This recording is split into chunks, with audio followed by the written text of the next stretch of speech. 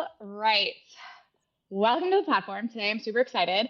I have two lovely ladies with me. We are all getting ready for the world. I don't know, 20, 19 days, something like that. I know. 3 weeks. I feel like if you say 3 weeks, it sounds farther away. So 3 weeks, 3 weeks time. And we are all in the 63rd class, all in the same flight, and we are all moms. So, welcome Sabrina and Emily. Yeah, I'm super excited in general that there are a whole lot more moms going to Worlds than there used to be. And then I don't know why I had this like revelation. I was like, oh my gosh, we're all going to be in the same, not only are we all in the same, at the same Worlds, in the same weight class, in the same flight, which the flights are not that big. So, like, for us to make up a third of it, don't know how my math is there, but work with me. It's pretty wild and really, really cool. So I'm just going to have you guys introduce yourself.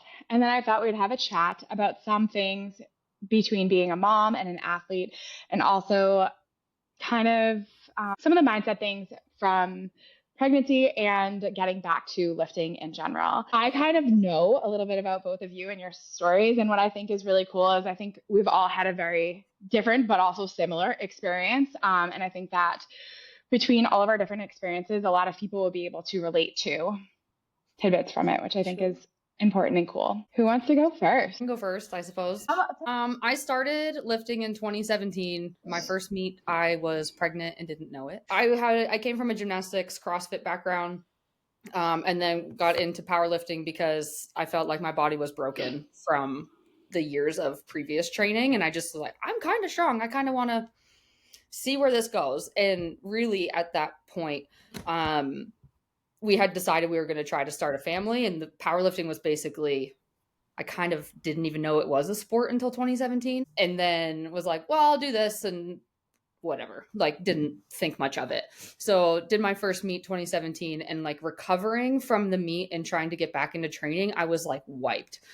And then I realized like, oh, I haven't had a period for a while. I should probably check and see what's going on. And then I was like, oh, well, shit, I'm pregnant. Okay. And then I really had no intention on coming back to athletic performance after that. It was really, mom first, or mom, career, family first. And then like, I'll just go back to working out because I like it and I don't know how to not be active. So that was kind of the plan that way. And then as I started lifting again, I was like, oh, like, you didn't actually lose that much strength. Like, that's pretty cool, And so because your totals are good for 2 years, I realized that like I could actually do like regionals and provincials and stuff and kind of get onto that train, which was 2019, right? And then I did my first nationals right before, literally a week before like the COVID shutdown. Mm-hmm. So that I'm like here because I shoved myself through earlier. But yeah, I didn't have much of a plan on coming back. It kind of just felt like I could. So I was like, well, we'll give it a go.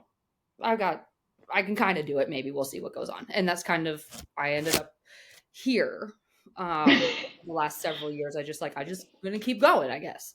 And here I am. That's like the really early part. So we can talk more about other stuff, but we'll get Sabrina in on hers first. Sure. Yeah. So I've been powerlifting for 10 years now. So this is like coming up to like the end of my 10th year. And so that was 2015 was my first national. And then I ended up going to Texas for Worlds in 2016. Tore my Achilles tendon playing netball in 2017. Actually, I have a netball and a gymnastics background as well. So I did gymnastics growing up too. So always been very active. Yeah, tore my Achilles playing netball for fun, and then had to tell the head coach at the time that I couldn't go to Worlds that year because I was playing netball. And then I was out for 2 years. So then I came back 2019. Then we had COVID. And then after COVID, it was back then. And then I got pregnant after getting married. So then I had Finn, who's my son. I had him in 2022. So he's just coming up on 3 years old now. So I've been sort of back for just about 2 years started working with Meg just after having him as well. So yeah, it's just what stood out to me actually was going to Worlds in 2022. It was when I was 20 weeks pregnant. We went to South Africa, and Meg was there just after having had her girls and won the weight class. Oh And my I was just God, like, what a oh blast from the past. my God. Yeah, What a so blessing. that was That's what I got Emily.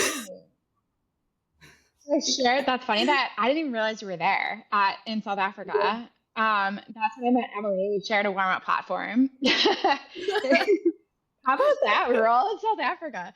Um, so Emily, your daughter's 6, six. almost Okay. 7. Really? Okay. Wow. Time flies, man. I know. Okay. So your daughter's 6, almost 7. My girls are 4.5, Finn's like 2.5, almost 3. Right? 2.5, almost Maybe 3. 3 in Yeah, fall. Yeah. 3 in Um, August. Yeah. in August. Okay, cool. Yeah, so all of our children are different ages. I've also been powerlifting for a long time with a very broken experience in there due to being pregnant and also COVID. Like Emily, I kind of wasn't planning on coming back to powerlifting, but I also was in powerlifting for probably 4 years prior and kind of thought I'd give it a run until I got pregnant and we had a family. And I kind of put that off for a while, that whole getting pregnant and having a family thing, to try to do what I could in powerlifting. And I ended up getting pregnant literally when COVID started. I think a week after everything shut down. I was like, oh, I'm pregnant. Okay, this is interesting. So I feel like I went back to lifting because I had newborn babies and still things were not normal. And it was like the one thing I could do because I had a gym in my house. And then, similar to your experience, Emily, it just kind of snowballed. Mm-hmm. And like, why not? Like, let's see what happens afterwards. Personally, I feel like my experience with lifting prior to and after having babies was very different. But I would like to hear if that is similar for you. Obviously, there's, a lot of physical changes that happen with pregnancy and birth, and perhaps that, but also mentally for me. And I'm just interested if you guys have had a similar experience after having children. I would say yes. Like my mental like bandwidth is very different from previous. Before it was kind of like work and train, and it was just so easy to just like put things into buckets, where now I find I am so much more distracted while I'm lifting, because I'm like, I need to make sure this gets done, this gets done. Like I'm almost like writing lists in between attempts to make sure that like all the other stuff gets done, or finding time to train. Like I was kind of joking before this started. It was like, oh, today's like my SBD day and I got like 2 of them done. And I guess deadlifts will happen after dinner when my husband's putting my daughter to bed. Now I'll have time. And you know what I mean? It's just like, it's not as clean as it used to be. And with that, the mental side has had to make this major shift. That's like, that's okay to break it up as needed. It doesn't have to be every session has to be like set in stone and start to finish. It's okay to break it up and move things around as necessary. And I've had to learn to give myself a lot more grace when it comes to what can I do physically in this time? What can I handle emotionally and mentally in this time?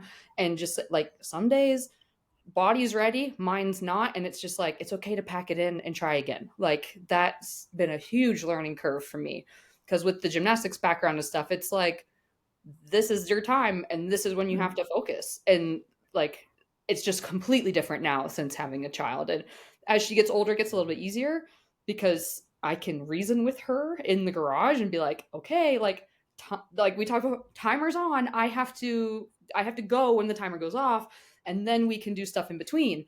But that's, I mean, she's 6 and we're still learning. So it's not a really cut and dry way to do it either.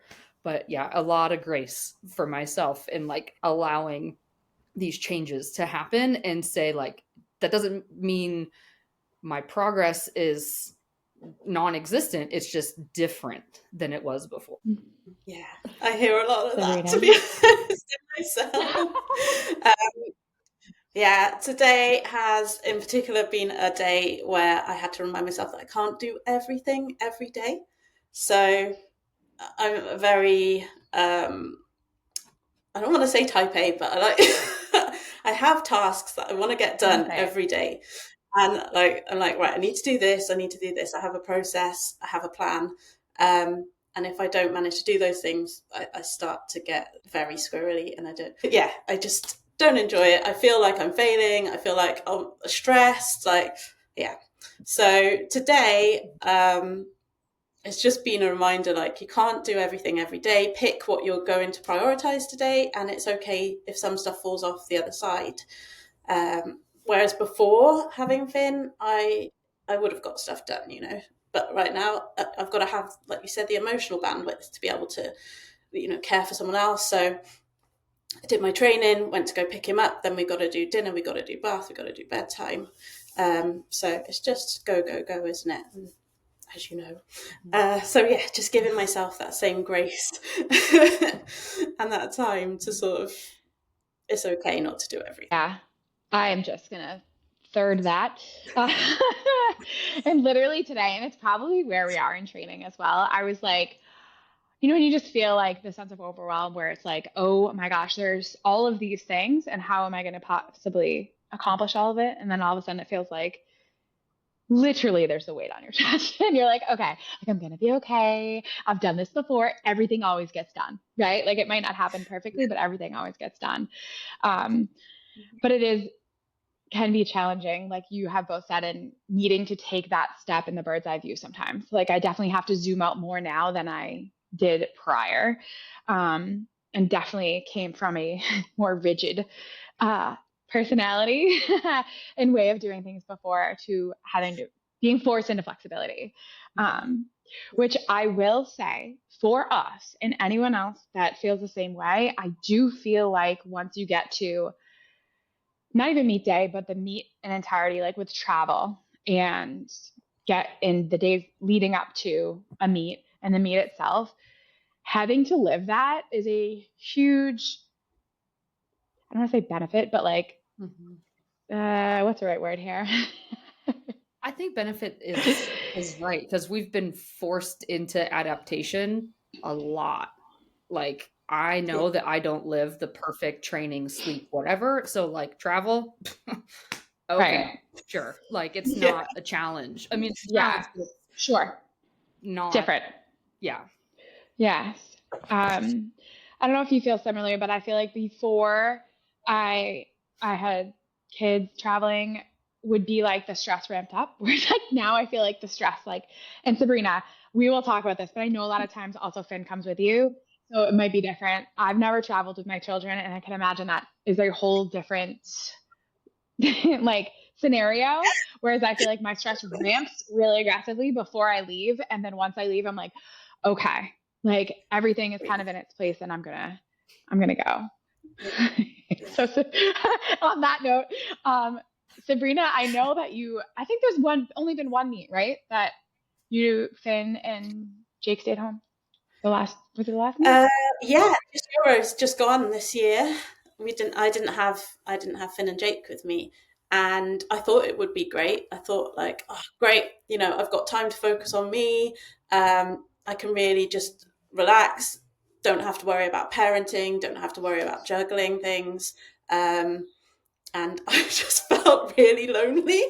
Like I was just like, where are they? Just sitting in my hotel room, like there's nothing to do other than make weight. Like what do people do? So yeah, I think having them with me at competitions has been it has been a struggle, don't get me wrong. Like there's, you know, trying to parent, and then there's been nights before comp where Finn's not sleeping and we're all sharing a bed and it's tossing and turning, and it's not ideal. But it's just, I don't know, it's just that familiarity and that comfort of having them there as well. It's just really nice. I'd agree. I've done most of my meets with my family. Wait, is Finn coming to World? No. No. No. Don't worry, we'll entertain So, you. yeah, That's true. I need it. I need the I was structure. gonna say, Charlie's come with me most weeks, but this one, due to some like communication mishaps or whatever, I'm staying in a hotel room by myself, and they're at an Airbnb. They're coming in like the next day, and I'm just like, okay, well, cool. So we'll spend most of the day together, and then like I'll shove off for like hopefully a night of good sleep, kind Yeah. of thing. But usually, same boat. Like even now, she's 6. Like I would say, most nights of the week, she comes in and sleeps in our bed. Like I don't So it doesn't end? know. Okay. Just 'cause I mean, it lessens a little bit, but like, I like, I'm like, oh my gosh, she wasn't in here last night. Oh, Yeah. okay. Now I gotta Yeah. go peek and be like, oh, are you okay? Like, because you're usually Mhm. here. So yeah, I kind of don't. Again, I'm so used to, or we're so used to training without a good night's sleep, without like Mhm. up. I don't know how many times getting kicked in the face and whatever in the middle of the night, and it's just like, yep. So not having Mhm. a night's sleep before like a major competition is just like, all right, sure. Like, well, what else is new?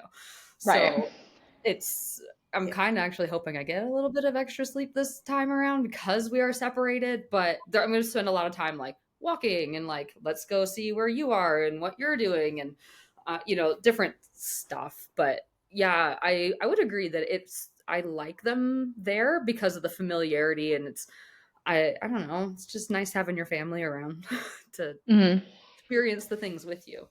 So, in speaking of kind of coming back to powerlifting after giving birth, what was your experience like physically? Like, did you have relatively easy recovery? Was it harder than you thought? Did you have no expectations because you didn't even really think you were going to live again? So on and so forth. Oh gosh. Okay, here we go. TMI time. The awkward overshare of the whole thing. Um, I started with a pelvic floor physio like while I was pregnant to just get kind of like I wanted a baseline because should I decide to go back, I kind of wanted them to know where I am now, whatever. And I never had incontinence symptoms prior to uh pregnancy or giving birth. So like I never peed on deadlifts or squats or anything like that. And so on evaluation, she was like, "You are really tight." And I was just like, "Great." So none of what you would think with pelvic floor, you're like, "Oh, Kegels this." And she's like, "Kegels would like destroy you. So like please don't." So it was like all stretching and all trying to like relax. She goes, "If you give birth today, you'd be giving birth between a couple 2x4s." And I was like, "Well, that sounds pleasant." So really coming back after like I got cleared by the doctor, and I put that in quotes because I just wasn't checked. Like 6 weeks post, oh yeah, keep doing your like do your Kegels, bye. And I was just like, you literally didn't even look at me. But like, okay, Mhm. cool. So got cleared, went to back to my pelvic floor physio, and she's like, again, you've just had a baby. You are already too tight. Like, so I didn't get cleared from her to lift until 13 weeks postpartum. And then I just started like super basic stuff. And then I've touched base with her several times since then. And most recently, I changed my squat stance just a smidge, like the slightest step out from my feet. So they were really like narrow underneath me, and I've stepped them out just a little bit. And then I started leaking at like halfway up my squat at the top. And so I went back in for evaluation. She's like, well, start doing this and different bracing techniques and different physio. And happy to say 99% of the symptoms are gone. Like I can manage them mostly, but it's really awesome to have gone and done that work earlier so that, hey, now I'm symptomatic again. I'm assuming I'm too tight because I was in the past, but like we have that history and can move forward.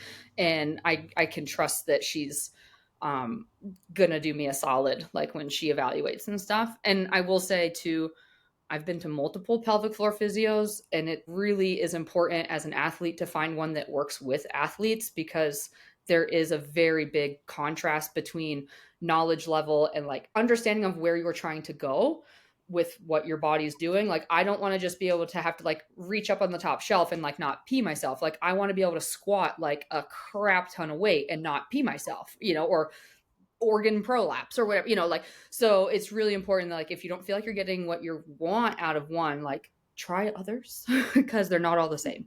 But yeah, I kind of started there in the beginning. Like, I just wanted to be healthy. I just want to be able to like jump on a trampoline with my kid and not pee myself, or sneeze and not pee myself. And it kind of just, again, snowballed into like, oh, I'm actually kind of lifting and things are going well and I'm not symptomatic. Like, this is cool. And it just kind of kept going from there. But yeah, that's kind of pelvic floor physio plug. I guess I have a slightly different experience because Finn was born really prematurely, so he was 29 weeks, which means that he was 2.5 pounds, and I had an emergency C-section. Yeah, so he didn't really get big enough to stress anything, I would say, down there, like pelvic floor wise or anything. It was more just recovering from C-section, from such a major surgery. I'm sure you know that as well. And just waiting that 12 weeks for everything to heal up properly so that I could move without potentially doing any more damage, and really just getting my core strength back, which I worked with Meg quite a lot on in those sort of first few weeks back into training. And then I sort of feel that, we compete in a weight class sport, so there's a certain amount of pressure on women to get back to sort of pre-baby weight, as it were. But I had no expectations of that. In fact, I was planning to compete as a 69. I wasn't really ever planning to come back down to the 63 kilo weight class. So I sort of really just took my time. So I wasn't really focusing on losing weight. I was breastfeeding, so I was focused on fueling myself properly, feeding properly, rather than anything like that. But it just seems to have come back down naturally to a point where I thought, you know what, I could go back to 63 again just from being active. In terms of like pain and stuff, I don't think I've had anything specifically from pregnancy. I think a lot of stuff just comes from past injuries, and just loading those, and they're just like historical stuff that's built up over time that's just caused pain elsewhere. So I'm really quite fortunate, I think, that I didn't have anything like left over from pregnancy as well to add on top of that. So the silver lining, I guess, of having a small baby and not having to go through the waddle phase. Oh god. My waddle phase started at like 16 weeks. Oh god. No, obviously I've kind of watched your journey unfold after having Finn, Sabrina, and like applaud you on just your patience and letting your body heal and also do its thing, like in finding what your weight class would be. And it did end up being 63 again, but you were very like open-minded about it, which I do think is hard in weight class sports in general, never mind when you might have expectation from prior as well. And I mean, you were competing at a very high level before, so you could have easily felt pressure to return back to your weight class and get there quickly, not that you didn't do it. I'm like, it is quickly, but you know what I mean? Like forcing it rather than letting it I know exactly what you mean. Naturally for you. Yeah. I think that patience came from being injured before and just knowing that it comes back naturally. Yeah, that makes sense. That makes a lot of sense. Because it can be hard in the weight class sport, obviously in the world we live in with like everything happens instantly. I feel like in social media and all of those things, it can be challenging. Sabrina, I don't even know if I know this, but if you don't mind sharing, what was the cause of your emergency C-section? Oh yeah, so I had preeclampsia. So I went in for my 28-week checkup with my midwife, and she said, "Oh, your blood pressure's a little bit high. Maybe come back next week for a checkup again." And so I went back the following week, and she took my blood pressure, and it was 170 over 110. So she said, "Just get to hospital, basically. Go to triage." And then they spent then. Nothing. Like any signs and Nothing. symptoms? Yeah. No. So yeah, I had no idea. So yeah, I went into hospital. They tried to get my blood pressure down over the next sort of 3 days, and I was just, I was so convinced it was just like it was fine. I was like, I just need to sleep. Like if you stop waking me up every 4 hours to take my blood pressure, I will be fine. I was just like, there's nothing wrong. Like just Like, yeah, this I'll be is all right. not a relaxing situation for me. Needless to say, I was not all right, basically. I woke up on day number 4 and I had some really serious chest pain going on. I thought it was trapped wind, but it just got worse, worse, worse. And they did loads of scans and they couldn't really find why it was happening. So we just assumed it was to do with my blood pressure. So they put me on morphine and some other drips and things and moved me to a high dependency unit. And then the following day, we woke up, and then the doctors came in after doing some tests on my urine and said that there was proteins in my urine and that my organs weren't doing so good. And I was still going because we'd had some discussions up to that point. I'd had to have steroids to speed up Finn's lung development and things like that. Still going, right, I can hold on now. I can hold on for the rest of the term of my pregnancy. I'll just have to live in hospital. I can do this. And then they came in and said, I was like, okay, maybe if I just hold on to 32 weeks. I was like, because the chances of survival go, I was like, I could do it. But they were like, if you go down, like, baby's going to go. So, the best thing really is the only way to cure preeclampsia is to remove baby and placenta, basically. So yeah, so we did that, and he came out absolutely fine. So yeah, and he's been he was on oxygen for like 4 days, and he hasn't needed anything since. Yeah, that's crazy. Strong little kid from the like. I think it's just in the US, but it's like the Preeclampsia Awareness Month. I think that's probably the fun fact. But that's why I was kind of curious. I had a similar experience, but much later. Like I was pretty much at full term. But same thing. My first symptom was actually peeing proteins in my urine versus the high blood pressure. And then I ended up getting high blood pressure after I delivered. It was like very strange. But similar, no symptoms, which is weird. And like, thank goodness for maternal healthcare during pregnancy, because it is important. I also had a C-section, and similarly, it was an emergency C-section. I had about like a week left until we were going to induce me if I wasn't already in labor, since I did have twins. But I ended up like peeing urine. They brought me into the hospital, tried to induce me, and same thing. They were like, yeah, no.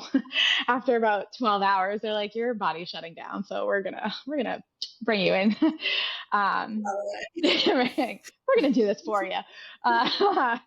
So I also had a C-section, and it is funny. And Sabrina, I know that obviously you tore your Achilles, so which you had surgically repaired, right? Obviously, because it was full tear. Twice. Oh my gosh. Okay. I, for some reason, when I was pregnant, I always like to say this because if anyone else is in the same boat, I was very lucky in the sense I never had surgery. I never even had stitches before, like at the doctor's. I don't even think I'd taken any type of, I know, isn't this insane? So I was like, I'm just gonna pop the child out. I'm not gonna have any pain medicine. I don't want pain medicine. I definitely don't want to have a surgery and stitches. Like that must hurt a lot. So I had this like giant fear surrounding having a C-section because it was such an unknown experience, even being in the hospital. And then slowly but surely, everything that I was hoping to avoid happened. But when you're there, you just are kind of like, okay, I'm going to do anything so that my baby's okay. And in the end, this is going to sound weird, but not nearly as bad as I had built it up in my head. I had it so built up in my head, and it was not nearly as bad. And similar to Sabrina, I did have a recovery that, letting the incision heal and just healing from the surgery. Like I felt pretty good, as time went on and my tissues healed. I didn't have any pelvic floor issues I didn't have before pregnancy. I also have like I'm hypertonic, like too tight and just like probably too stressed out. So trying to breathe and relax is a good thing. But like you, Emily, I'm like such a fan of pelvic floor PT. If you think at all that it is something that you should do, because there is nothing like even peace of mind and knowing that you are not doing anything that is going to hurt or injure yourself. And I know that sometimes after pregnancy, you can have that fear as well, since pregnancy and childbirth is a major physical event for your body. There are a lot of I changes was that just thinking, happen. yeah, we're like talking about it very casually, but it's quite Yeah, traumatic. let's be honest here. Yeah. I'm like, we're not trying to scare anyone. It's really cool, but it's quite dramatic. Like there's so many things that happen. And I think the farther away, and even like something happens and then you like have that look back, it's like, wow, like the body's an amazing thing. And the female body especially is like such an amazing thing. And I feel like the appreciation I have for my body has grown so much since being pregnant and going through childbirth, because in general. I was just gonna put, because you guys both are C-section from different periods. I was a vaginal birth. I was 1 week early, but I had a 26-hour labor. Great. I remember like I was having I like went into the hospital at like 5 centimeters, and then I got to 7, and then my cervix started to swell because Charlie wasn't descending very well. Learned as I actually gave birth that she had the cord around her neck, so she wasn't able to drop into the canal. Because I was like, I'm gonna do it unmedicated. I'm a strong lady. I can do this, you know. And as I get there, I'm just like, no. like, it's just like the nurses are like, you need to stop pushing. I'm like, I'm not pushing. I'm trying really hard to like breathe through it, whatever. And then apparently, I didn't know this, but your cervix can swell and it goes from 7 to 3, and you actually go backwards. And they're basically like, if you don't stop, we're going to end up taking you to C-section. So I was like, epidural, please. Like, I can't stop what's happening. So like, let me help me not feel it. So I ended up, it took about an hour and a half to get the epidural after I asked for it. So I was doing like the nitrous, like huffing that. But boy, if you take a big whiff of that, like you get sick. And I was just like, how can I do it to like dissociate, but not like want to vomit? And then finally that I got, I would say, quote unquote, some sleep, but as things are, and I finally, after they checked me like in the morning, I was finally starting to like, the swelling was going down. I was dilating better again. And then by the time 26 hours rolled around, it was like, she's there. But as she came out, like cord around her neck, and I'm like, that's why. Like, oh yeah, okay. But yeah, it was one of those like, it was very different from like, it was not C-section, but it was epidural and whatever. And it was just, I just wanted to put like a little bit of a different perspective out there for like, it's amazing that we all have these different things, and be like, hey, like you can go back to lifting if you want, or if physically capable afterwards, regardless of what kind of birth you have, because across the spectrum, they're all different. Right. Yeah. So, yeah. One thing I did just want to touch on, because I feel like many athletes have this same mindset when you're like, oh, I don't need the epidural because I'm tough, because I thought the same thing. When you are in the act of childbirth, whatever stage that is, if something is possibly unusual, off per se, like don't try to tough through it. Right. And if you're advocating for yourself, you can advocate more aggressively as well. I mean, I had a wonderful, wonderful doctor, but like when I was induced first, and I like had a Foley bulb. They gave me Pitocin, and I only ever got as dilated as I was literally physically dilated by the Foley bulb. But I also started throwing up, and like they were probably like, "Oh, is it pain?" And I was like, I mean, I don't think so. Like, I'm not really in pain, but yeah, it must be the pain, you know, like, yeah, that's it, whatever. No, it was because I had like help. Like I was having like preeclampsia signs, but not associating that. So like, if it's like, oh, this is unusual, rather than just like accepting what they might think, like just advocate for yourself, you know, it is okay. And like, yes, you're tough regardless of what happens. Like you're having a baby. It doesn't matter how it happens. It doesn't matter how it happens.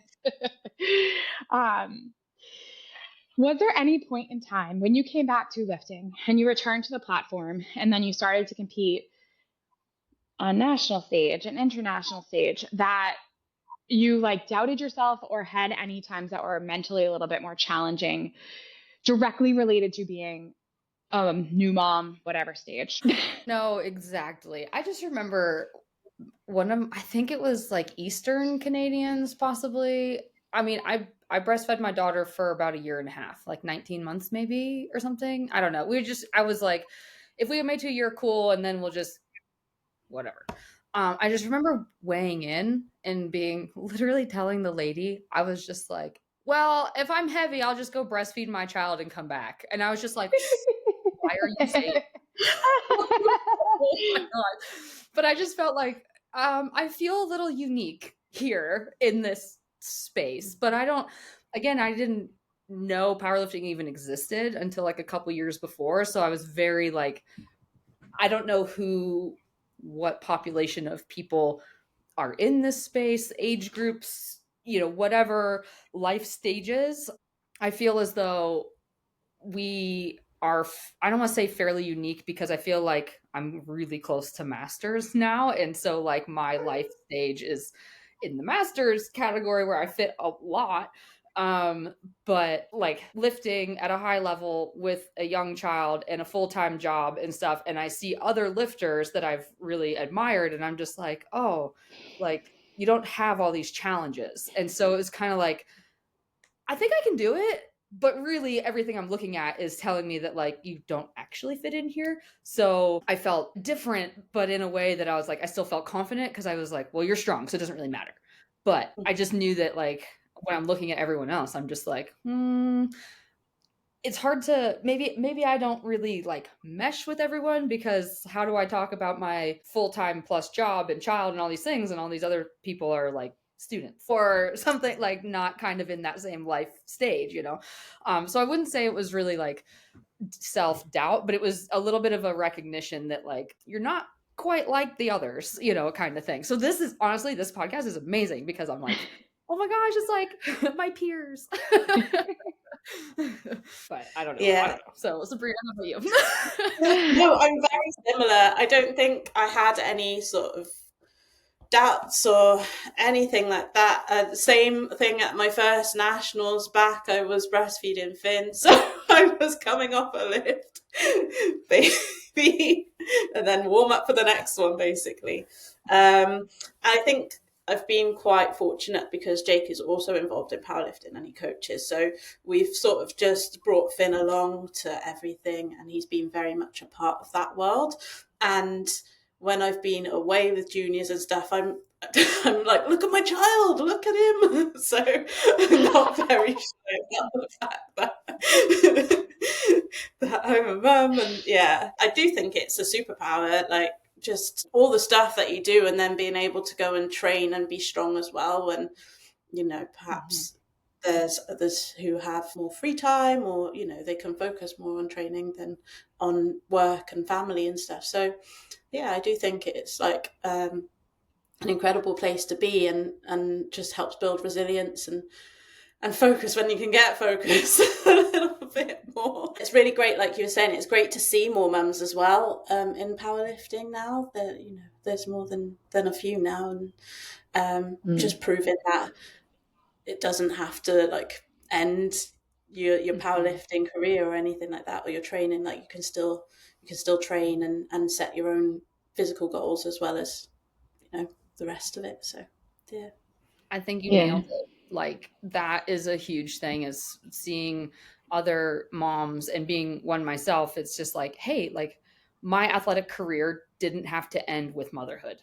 And look at all the amazing things that I'm going to be able to teach my daughter or you're going to teach your kids, right? That are like, what's the value of hard work and dedication and discipline and stuff, right? Like, and especially the way I see it, probably because I have a daughter, is that like that same mentality, like you don't have to end your loves, your goals just because of a change in life stage. Like, I think that's been a huge thing coming through in all other sports, like Serena Williams and stuff like that, right? Like we see other moms just like crushing it on the international stage. And it's like, finally, it seems that like we've given ourselves permission to continue to push for what we want, it at the same time as having a family, and like all the things we want can be true together instead of one or the other. And I think that's really powerful, especially for as powerlifting grows. We're showing the next generation, the junior lifters, like it doesn't end, it doesn't have to end, you know, and you can keep going no matter where you are if you want to, type thing. Yeah, I totally agree. Used to feel like it was an either or. Like before I got pregnant, I thought it was for sure an either or, rather than it can be an and. You know, like it can be, you can be a mom and you can still compete at whatever level you choose to, you know. Sorry, Sabrina, what were you going to say? No, I was just going to say, and like the narrative is really changing around training throughout pregnancy as well. Like I see a lot of mums training throughout pregnancy, and there's a lot of evidence, you know, supporting that now too. Whereas we used to be told, you know, rest and don't move or whatever. You're growing, you're growing a human, but actually it's fine.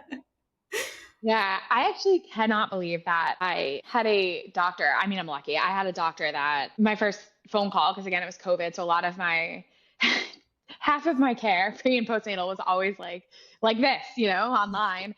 And talking to her, and I was like, I just have to let you know something. And she's like, okay, like, where's this going? And I was like, I really like to lift. I have been competing in powerlifting. She's like, I don't know really what this means. And I was like, well, how much would you recommend lifting? She's like, well, usually 25, 30 pounds. But like, I said, well, I squatted like 400 right before I was pregnant. And she was like, oh, okay. So you lift a lot. And I was like, yeah, I do. And she was like, all right, well, like, listen, you don't need to max out, but it's all relative. Like I'm telling someone to lift 30 pounds because it's Gen Pop and they're not working out. So 30 pounds would be heavier for them, versus like, that's not going to register when you pick up 30 pounds. It's like, no, it's not. It's probably not going to register. But I was surprised. I think, Emily, you said it, how I did train throughout my pregnancy and how much strength I retained. Even not training perfectly, obviously, or like the same intensity, but how much strength I retained. Yeah. It goes to show that like that, the muscle that you build, the strength that you build, even if you don't use it, so to speak, it doesn't really just go away. And you see that with injury too, right? Like, yeah, you had a major injury, you have surgery, you come back from it, and it's just like, it doesn't take that long to kind of like come back to where you were. The body's quite resilient that way. Yeah. So it makes you kind of feel good because you're like, 100%. oh, I have to throw it all away. It's like, no, it's there. No. She's sleeping. It's fine. Yeah, but maintaining muscle is so much easier than building it. So if you can maintain as much as you can, and I feel like my recovery was easier because I was still relatively in like good fit shape, you know, to care for myself and to care for my babies at the time.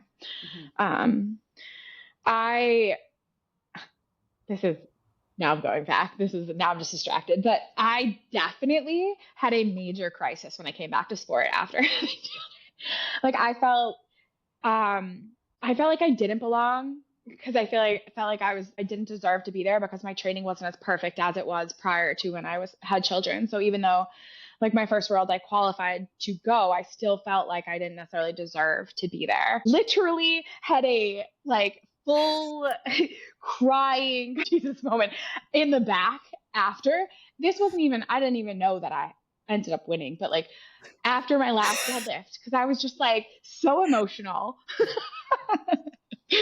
just crying, and everyone's like, "What's wrong?" I'm like, "Nothing's wrong.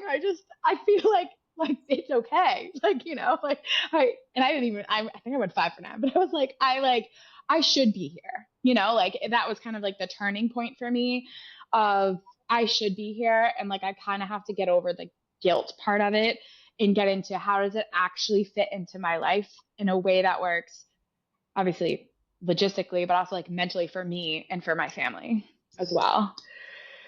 I think a lot of that too, like I never had that, but I never competed at this high of a level until after I had my daughter. So like I never had a previous high level competition and then down for pregnancy, birthing, and then come back. So mine was kind of just steady and then up. So like I didn't really have an imposter syndrome type event in that speak. I would say until this year, but that was due to mental health and depression issues, not birthing motherhood issues. So, which looking back, I will say, I also had raging postpartum depression and never got it addressed. And now, as being medicated for depression, I look back and I'm like, oof, that was a really dark time that you never, like, I'm working through that in therapy now. So, but just going to throw that out there.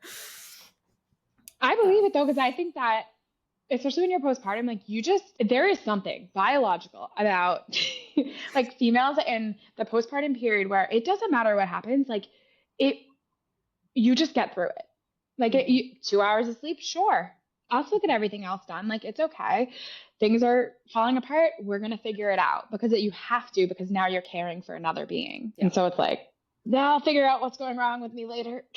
Well, and I didn't even realize something was wrong. I remember someone else was like, that I knew that was having a baby and whatever. And I was just like, well, just be prepared for like the 90 days of darkness. And that's what I called it. Cause it was just I lived in this like horrible, like, again, thinking it was just a normal part of postpartum, that like you don't sleep and you're irritable and blah, blah, and all that stuff. And I, having gone through a mega depressive episode at the end of last year and like fixing it now, I look back and I'm like, oh, I see that this is very similar to what I had after I had my daughter. And like, maybe that wasn't okay. And maybe my mom was right. I should have been medicated. But again, I don't need help.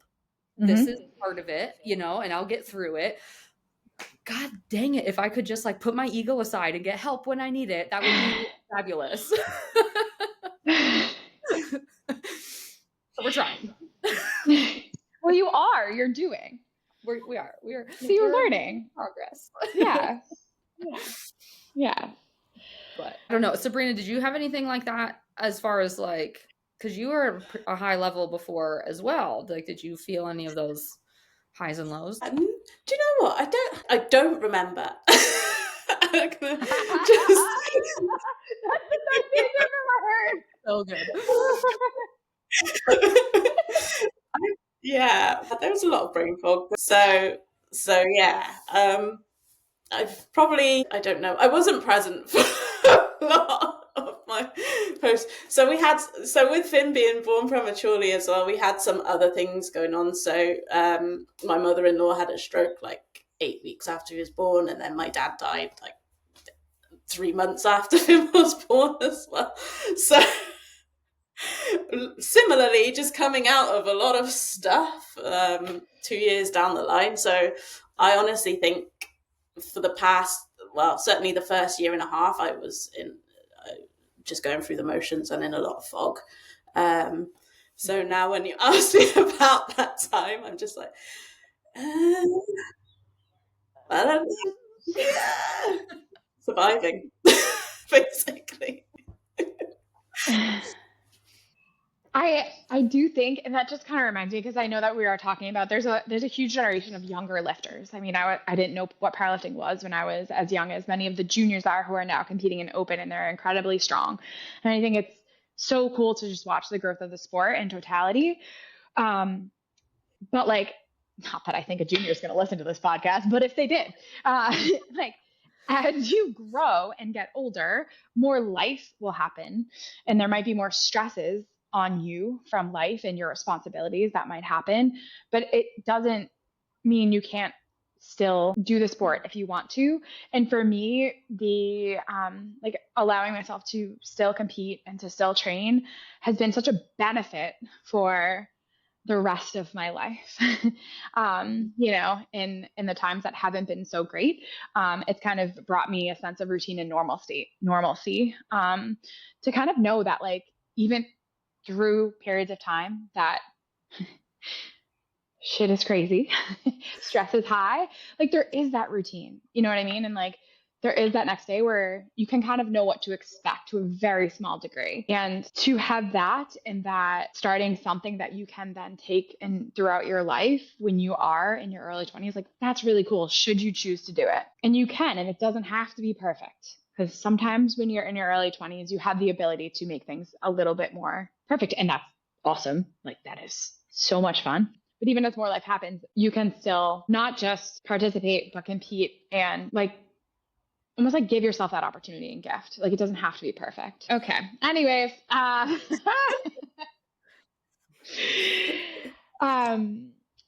in speaking of competing, training, having small children, like what have been the biggest things that have helped you in doing so? That's a pretty open-ended question, so you can go whichever way you want. Oh God. Those modified expectations being, I guess my biggest thing with work, with kids, with family and everything is recognizing what is the ultimately most important thing in the day to get done or to be present for, and then what's extra. So like what can you put away till another day if needed. And oftentimes for us, like, or for most people, families first, right? Like, so if if family obligations would for me take precedence until I get close to a meet, and then I try to prioritize. So certainly the recognizing what's important now in each season, or if it's a meet prep or not, like what can I put away changes, or what do I maybe ask my husband for more help, like I need you to step in here a little bit more.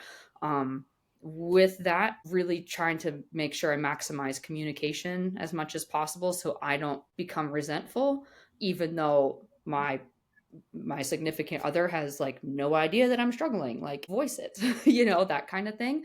And then my most favorite thing is using the timer in the gym. Like I know you told me about that. I love the timer. I live by the timer. If I'm like set it for 5-minute rest, like if that clock is counting down, we can do things. I can spot you on gymnastics things, or if I can play or whatever. And then when it goes off, I'm working. And then when I'm done, we're back, timer's back on. Like that has been so helpful in like a divide and conquer in the gym. So I don't feel like I'm losing time or losing time training or losing time with my daughter. So like it's been super helpful. But that's kind of how I see it. I love that. I'm just laughing in recognition at the communication thing and actually saying when something's up. I don't do that. And then I'm shouting and Jake has no idea what I'm shouting. It's like, I just need a little support, but I haven't said what I need. Yeah, help! That's more realistic, to be honest. But in a perfect world, I'm voicing it very calmly and like, oh, let's work through it. Usually it's just like, ah! I'm up here. I feel like that dog sitting in the burning house. And I'm like, can't you see that the house is burning? But yeah, I think the biggest thing for me has been learning to prioritize myself and my needs. So before having Finn, I was very much go, go, go. I'm quite a people pleaser, so I found it very hard to say no to things, and I would quite often overcommit. And then just have to get everything done, and I found myself working a lot. So yeah, I think one of the biggest things has been learning to say no and prioritizing myself and making that time for myself in the gym, because powerlifting is just such a big coping mechanism.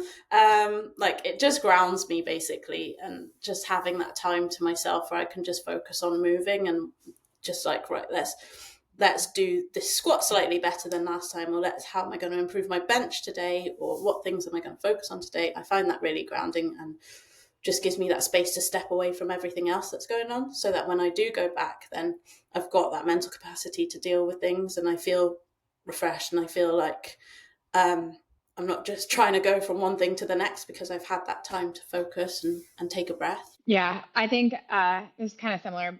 but like that asking for help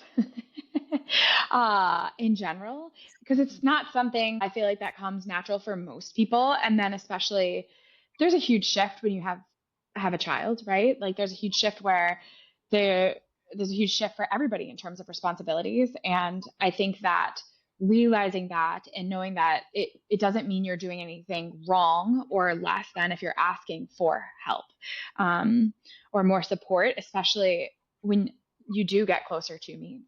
That's the realistic part of competing at an elite level is, yeah, for most of the year, I'm like, all right, like I can get stuff done. But like closing in like these next couple weeks, it's like, okay, I do need more help. I do need more support because my natural level of stress just getting closer to the meet is a little bit higher, and like there are more tasks now on my plate to get ready for leaving, you know what I mean, for an extended period of time. So not feeling bad or guilty about needing help or feeling like I'm doing a poor job because of it, because in the past I was able to do everything myself. It was a big shift in my way of thinking, I think, after having child.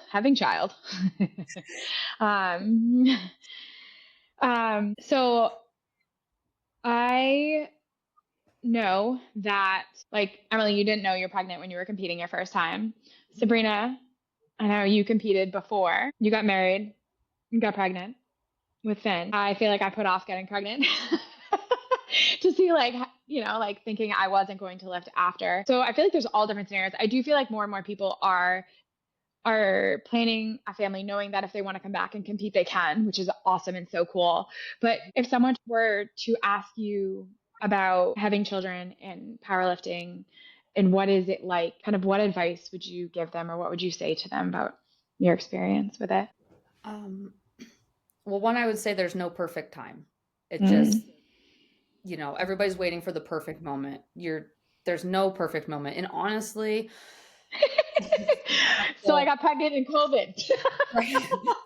I was honestly kind of assuming that a second one was going to come. And then finally I was like, it took a lot for me to be like, I don't want more. I like our 3-person family unit. I like being able to travel. I like being able to powerlift and whatever. And I realized, like, I'm 37.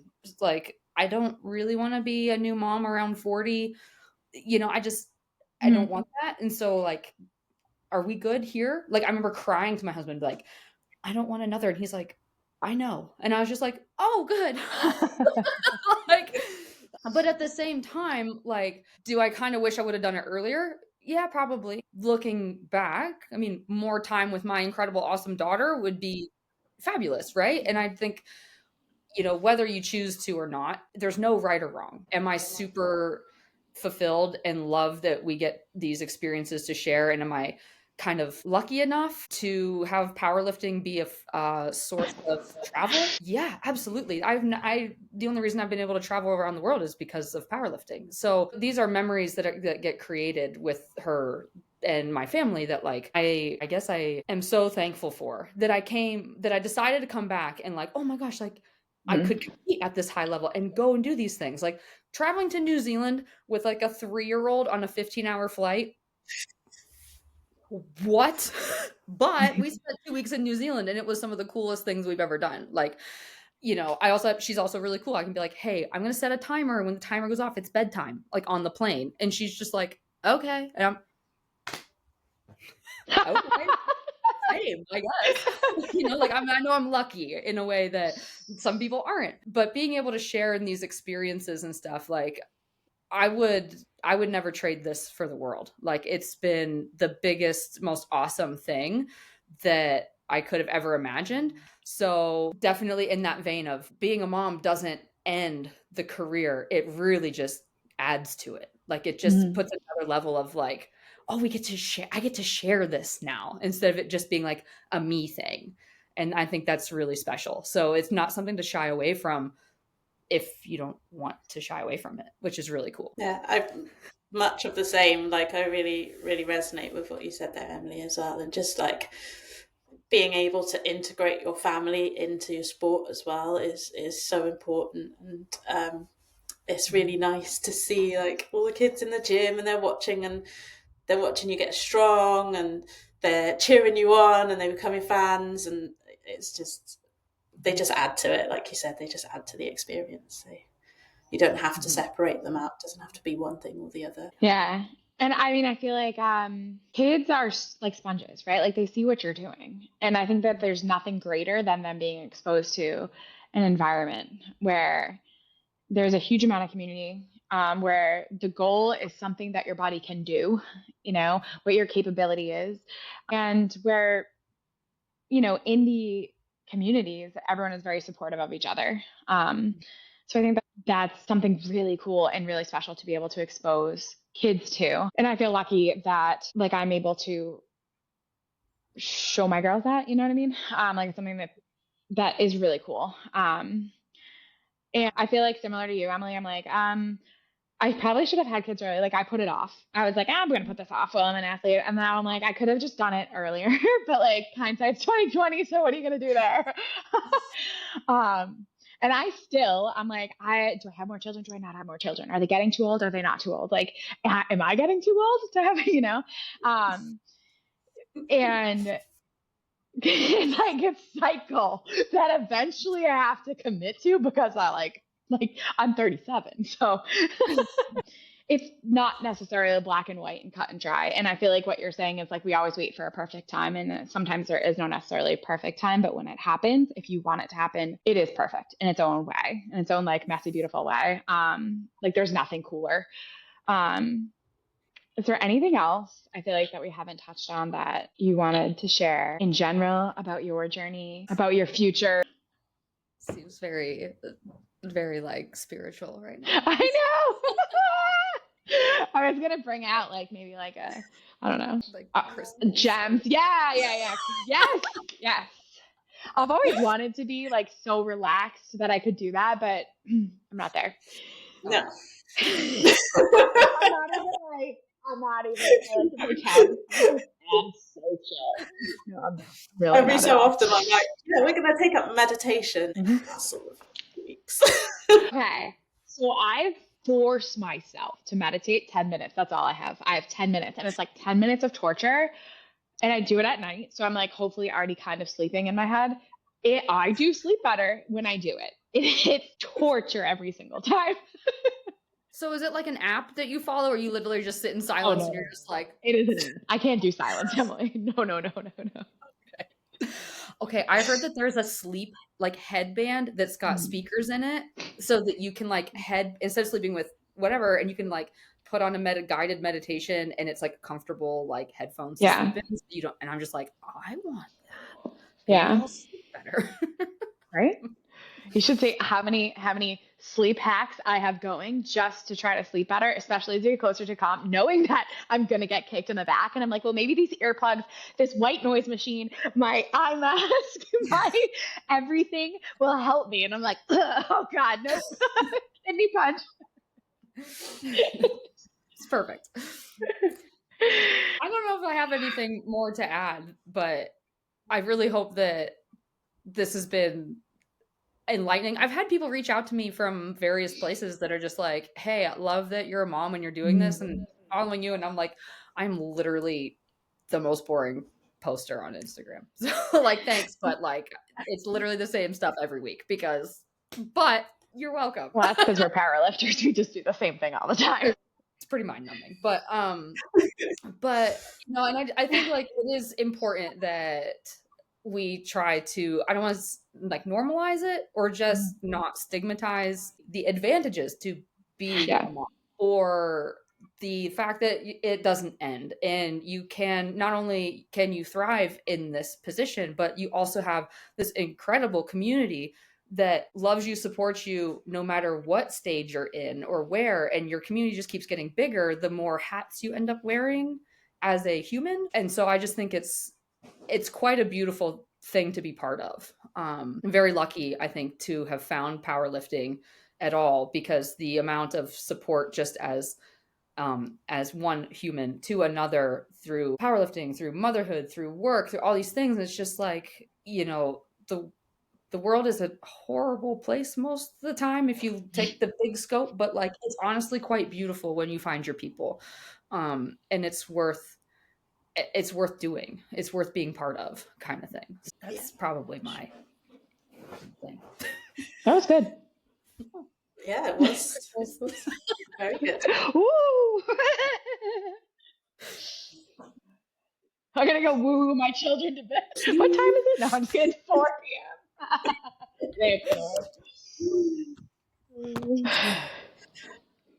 I was just going to bring age into it as well, because, you know, you both said you're 37. I'm turning 36 at Worlds as well. And I just wanted to say how cool it is to still be, at an elite level of sport, 80s, you know. 80s, 80s, 80s. Yeah. And a lot of sports, you know, we would have retired, really. So, by now. Mm-hmm. Cool. This is like total nerd, I love science, whatever. But like you're saying, Sabrina, I think strength is one of those athletic qualities that it's proven in studies, like it peaks later in life. By later, I mean in your 30s, but I digress. Midlife, like where I am. But I think what's cool, and I think it's probably skewed and will become less skewed over time, is many times before, if you were competing and then you had kids, you would kind of stop competing or maybe dabble a little bit, but not try to compete at the same level you were before. Where now we're seeing women do that, and I think that it's really cool. You know what I mean? That they're, for instance, we are all in our mid 30s going to Worlds competing. As moms, it's like that's a possibility and that's capable. And I think that more and more people are doing that. So I'm interested to see if the statistics, if you will, you know how they have like the statistics shows. King Louis did like the statistics shows of strength and where you fall and age and whatever. I always feel like it's a little skewed sometimes just because of numbers, and I think that's changing on like the female side of things. But I feel like people used to drop off, and now it's not happening. I think that's really cool. Mm-hmm. Well, I watched some 40-plus-year-olds absolutely crush it in the open category, and I'm like, right? I'm not done in a couple years. Yes, there's a chance. Like, I know. Just keep going. You know, and I agree. I think the strength, the curves are going to change a little bit, but they say that the turnover in lifters is quite short. So the fact that like we've been doing this 7+ years is like we're like old. We're old. But you don't make it to the top without being cool. able to gut it through with not like longevity in the sport. I mean, usually because if you do make it to the top relatively quickly, I feel like you usually burn out with injury versus like doing it for maybe a slower incline, but you can maintain and last.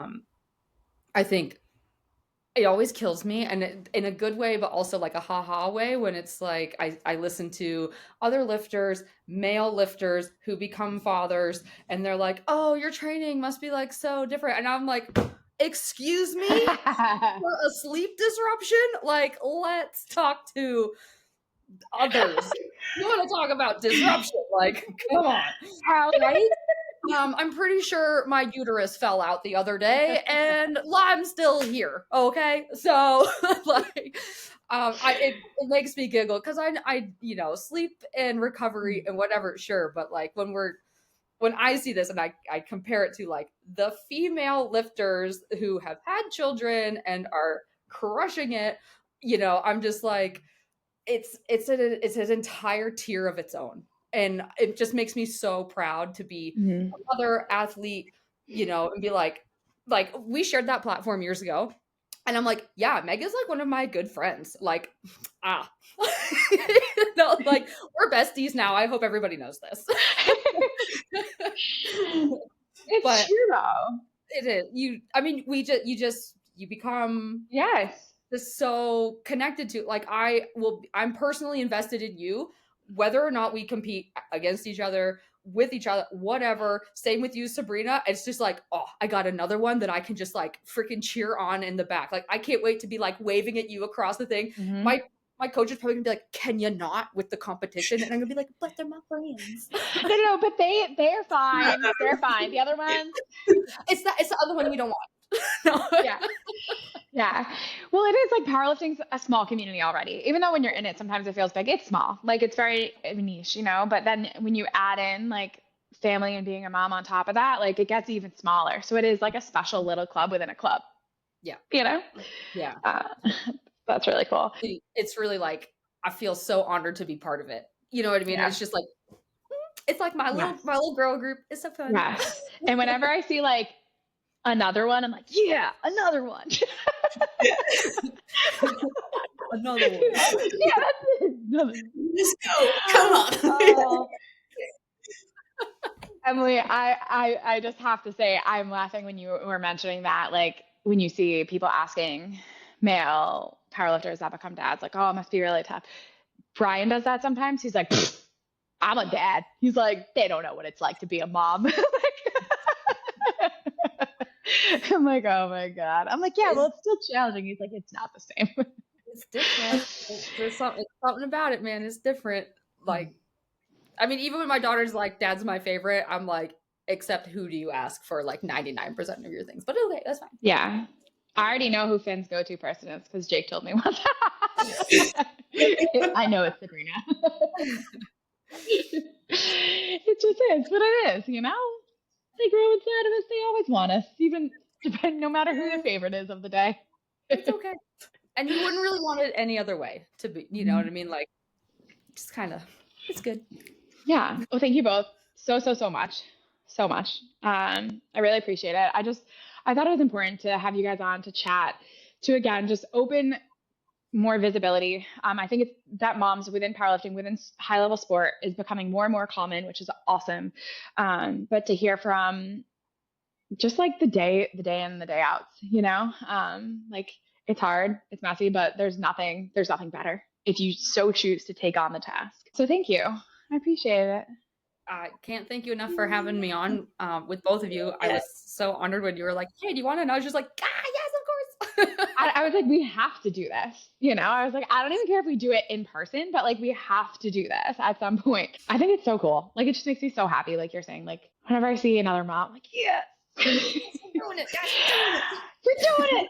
And again, I think it's just like, we know because we're doing it, but like it can add so much to your life in such a positive way, and like give you that sense of self that sometimes as a mom like gets lost a little bit. Like it can give you that sense of self and give you that normalcy, and those are all very, very important things. So all that to say, hey moms. Yay, moms. And done. Thank you so much.